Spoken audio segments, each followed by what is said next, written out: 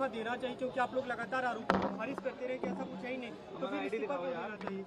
देखिए, बात इस्तीफा देने की नहीं है। बात यह है कि जैसे कि सीएम साहब ने कहा कि उन्होंने पूरी ज़िंदगी में जो कमाया है वो ईमानदारी और इज़्ज़त, और इस तरह के जो एलिगेशंस लगे हैं, तो सीएम साहब ने तो जनता के बीच में रख दिया है कि अगर वो सोचते हैं कि ईमानदार हैं तो भारी बहुमत के साथ फिर आपको क्या लगता है, सीएम को इस्तीफा देना चाहिए? सीएम ने जो घोषणा की, क्या कहेंगे आप?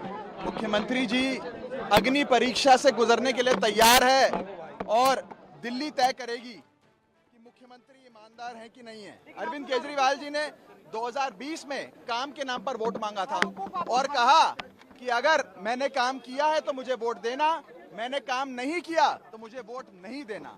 आज उन पे तौमतें लगाई गई, आरोप लगाया गया।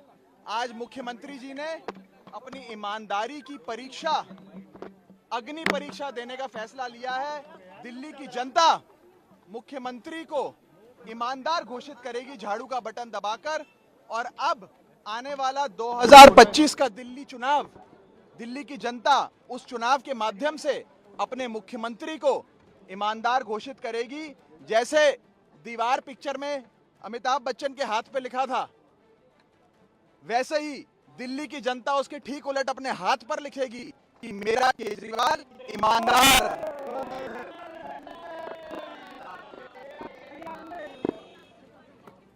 जिस तरीके से मुख्यमंत्री अरविंद केजरीवाल ने इस्तीफे का ऐलान कर दिया है, अब रिएक्शंस तमाम निकलकर सामने आ रहे हैं और ये रिएक्शन लाजमी है भी, और ये रिएक्शन अब बीजेपी की तरफ से भी सामने आ रहे हैं, आम आदमी पार्टी की तरफ से भी सामने आ रहे हैं। आम आदमी पार्टी की तरफ से अरविंद केजरीवाल बतौर मुख्यमंत्री भी, बतौर संयोजक भी, पार्टी का सबसे बड़ा चेहरा। ऐसे में हरियाणा विधानसभा चुनाव का जब माहौल गरमाया हुआ है, उस वक्त पर जमानत पर बाहर आए। हरियाणा विधानसभा चुनाव को लेकर लगातार चर्चाएं, 90 सीटों पर उतरने की, और यहां पुरजोर कोशिश करती हुई आम आदमी पार्टी। लेकिन दिल्ली की सियासत में इस वक्त बहुत बड़ा टर्न आ गया है, जब अरविंद केजरीवाल ने अपने इस्तीफे की बात कह दी है और ये कहा है कि 2 दिन बाद अपना पद मैं छोड़ दूंगा। आलोक सर, क्या सुनीता केजरीवाल हो सकती है चेहरा टेक्निकली? कोई भी मुख्यमंत्री बन सकते हैं, क्योंकि अब इस समय उनको चुनाव लड़ने की आवश्यकता नहीं होगी। इसीलिए मैंने आपसे कहा पहले भी कि बहुत सोच समझ करके कानूनी, वो सुनीता जी बने, आतिशी भी एक उम्मीदवार रही हैं जो उनकी खास मतलब विश्वसनीय मानी जाती है, या और किसी मंत्री को भी जो उनके सबसे अधिक विश्वस्त होगा। देखिए, अभी आपने देखा झारखंड में हेमंत सोरेन ने इस्तीफा देकर के अपने ही एक तरह से बहुत ही विश्वसनीय उनको भेजा, वो शिबू सोरेन के थे, लेकिन उनसे गड़बड़ हो गया, तो उसके बाद उनको खुद वापस वो बन गए और वो पार्टी ही छोड़ गए। तो कोई रिस्क केजरीवाल जी इस बार तो नहीं लेंगे। पहले वो कई साथियों को, योगेंद्र यादव, आनंद, ऐसे कितने ही लोगों को वो अलग कर चुके हैं। ऐसी स्थिति में या तो वो अपनी पत्नी को बनाए, क्योंकि उनकी पत्नी, आपने ध्यान दिया हो, कई सभाओं में गई हैं, हेलीकॉप्टर से झारखंड भी गई, अभी पिछले दिनों में हरियाणा में भी किसी कार्यक्रम में उनको देखा था। इस दृष्टि से वो भी एक हो सकती है, लेकिन फिर परिवारवाद का आरोप ना आए तो उनके, मैं ये मानता हूँ आज भी उनके साथ, अब मनीष सिसोदिया को भी बनाना चाहें तो बना सकते हैं, लेकिन क्या वो बनाएंगे? क्योंकि अब उन्होंने अभी ये भी अनाउंस किया है कि हम दोनों मिलकर के जमीनी काम करेंगे। ऐसी स्थिति में मुझे लगता है कि अभी ये भविष्यवाणी करना गलत होगा कि उनकी पत्नी को ही वो बनाएंगे। हम ये उनके निर्णय बड़े गोपनीय, जिसको आप कह सकते हो, किसी भी राजनीति में ऐसे सरप्राइज फैक्टर रहता है। कोई सोचता नहीं है किसको बनने वाला है, खास करके इस तरह के जो नेता हैं।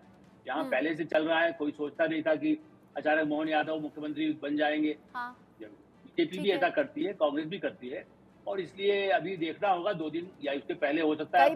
कई बार ऐसे जो फैसले होते हैं वो इमोशनली भी असर डालते हैं, और अरविंद केजरीवाल के भाषण में अक्सर हमने इमोशनल बातें देखी हैं, चाहे वो जेल की सलाखों के पीछे से हो या फिर जेल के बाहर से हो, जब वो कहते हैं कि आपका बेटा, आपका भाई, फिर वो कहते हैं कि मेरे लिए दुआ करना, मैं आपके लिए काम करता रहूंगा। ऐसी तमाम बातें इससे पहले भी वो करते रहे हैं। और एक बात जोड़ दूं मैं, एक बात जोड़ दूं, अभी शुभ जी अपनी संवाददाता कह रही थी, उनका ये कहना है कि उन्होंने कहा कि वो पैसा देने का वायदा किया था।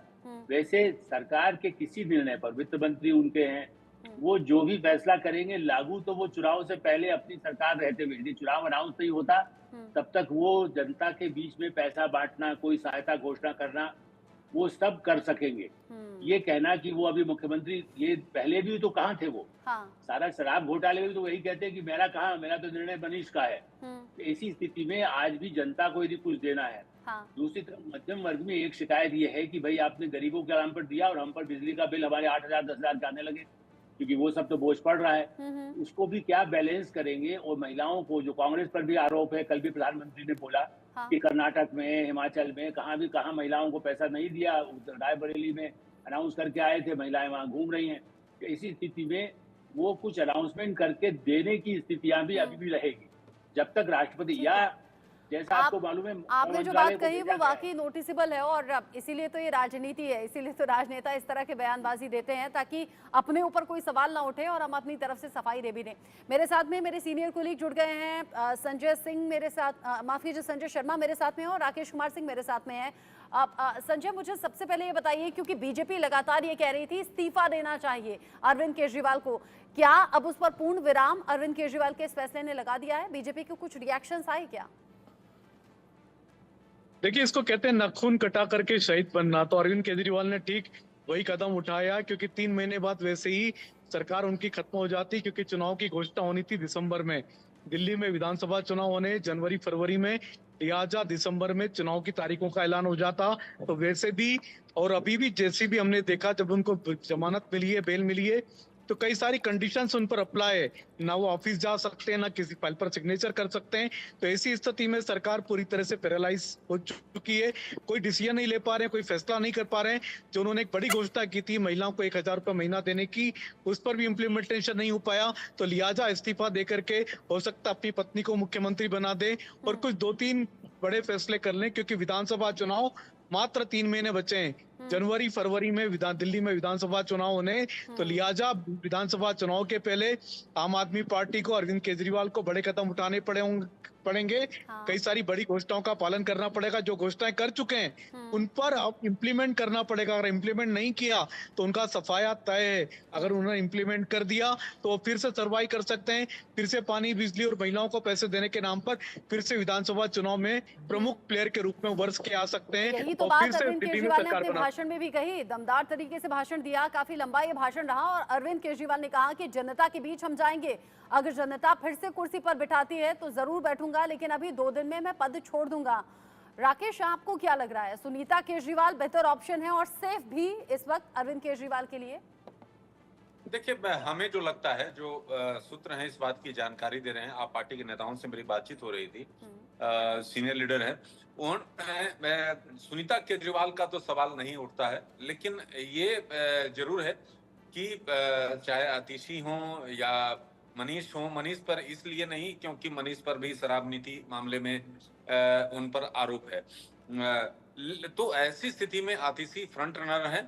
इसके अलावा देखना होगा कि क्योंकि अरविंद केजरीवाल एक तरह से जो है गुड़ राजनीतिक के तौर पर अपने पते चलते हैं, टाइम मांग रहे हैं, वो दिल्ली के लोगों पे एहसान नहीं कर चुके। एक बात स्पष्ट है, अरविंद केजरीवाल भ्रष्ट है, इसलिए माननीय सुप्रीम कोर्ट ने कहा है आप मुख्यमंत्री की कुर्सी पर नहीं बैठ सकते, इसलिए कहा है आपको फाइल नहीं साइन कर सकते। ये देश में 75 साल में पहली बार ऐसा ऑर्डर आया है, क्योंकि सीधा मुख्यमंत्री शराब घोटाले में, नशा तस्करी में इन्वॉल्व है, इसीलिए उनको अपनी कुर्सी छोड़नी पड़ रही है, कोई एहसान नहीं कर रहे। रिएक्शंस तमाम सामने आ रहे हैं और बीच बीच में मुझे आपको रोकना भी पड़ेगा। ये खबर बड़ी है और रिएक्शंस की मानो बाढ़ आ गई है। राकेश, आपने सुना होगा, ये कहा जा रहा है कि अरविंद केजरीवाल को लेकर स्पष्ट है कि वो बड़े भ्रष्ट हैं। अगर भ्रष्ट हैं तो जनता फैसला कर भी लेगी। बीजेपी लगातार इस बात को लेकर आरोप लगा रही है, लेकिन जैसा कि आप जानती हैं कि दिल्ली में जो एक प्रमुख प्लेयर में अरविंद केजरीवाल हैं, और अरविंद केजरीवाल ने जो चाल चली है वो एक तीर से 2 निशाना साधने की कोशिश किया है। उन्होंने एक तरफ से सीएम के पद की इस्तीफा देकर उन्होंने कहा कि 2 दिनों में इस्तीफा दे दूंगा। दूसरी तौर पर कि जिस तरह से जो विपक्ष लगातार हमलावर था, विपक्ष के द्वारा ये साफ तौर पे ये कहा जा रहा था कि ऐसा मुख्यमंत्री जिनको ऑफिस जाने का, फाइल साइन करने का अधिकार नहीं है, ऑफिस जाने पर जो है सर्टेन प्रतिबंध लगाया गया है, तो तमाम चीजें हैं। और उसके बाद भी मुख्यमंत्री की कुर्सी से आप छोड़ना नहीं चाहते, तो एक ये देना चाहते हैं। और उन्होंने जिस तरह से ऐलान किया है कि मैं सीएम की कुर्सी पर नहीं बैठूंगा, और जब तक जनता अपना फैसला नहीं सुना देती कि केजरीवाल ईमानदार हैं, तब तक मैं कुर्सी पर नहीं बैठूंगा। हाँ। तो ये साफ तौर पे ऐलान कर दिया है कि दिल्ली के अब जो हैं अरविंद केजरीवाल दिल्ली चुनाव में उतरने वाले हैं, और इसको लेकर पूरी तैयारी हो चुकी है उनकी। बड़ी तैयारी है और बड़ी तैयारी को लेकर ही ये बड़ा फैसला भी किया गया है। राकेश, संजय और साथ ही साथ आलोक सर मेरे साथ में है, शुभराना भी मेरे साथ में, कुछ रिएक्शन आप रिजाइन क्यों नहीं कर रहे हो? पहले आपने रिजाइन करना चाहिए था जब आप जेल के अंदर थे। अब चूंकि सुप्रीम कोर्ट का ऑर्डर है कि आप ना सचिवालय जा सकते हैं और ना आप कोई फाइल साइन कर सकते हैं, तो आपके मुख्यमंत्री बने होने का औचित्य क्या है? इसलिए मेरा मानना ये है कि ये तो जो दिल्ली की जनता और हिंदुस्तान की जनता आज सवाल पूछ रही है, उससे डर कर आप ये तरह का ड्रामा रच रहे हैं और कुछ नहीं है। अगर आपने रिजाइन करना था तो आज ही कर देते कि मैं रिजाइन करने जा रहा हूँ। ये 2 दिन का समय क्यों है, सवाल ये उठता है। इसलिए मेरा मानना ये है कि सुप्रीम कोर्ट के ऑर्डर आने के बाद ये अवश्य हामी हो गया था कि आपको रिजाइन करना पड़ेगा। सवाल सिर्फ यही है कि आपने रिजाइन आज क्यों नहीं किया, ये ड्रामा क्यों हो रहा है। सवाल ये है कि जेल में रहते हुए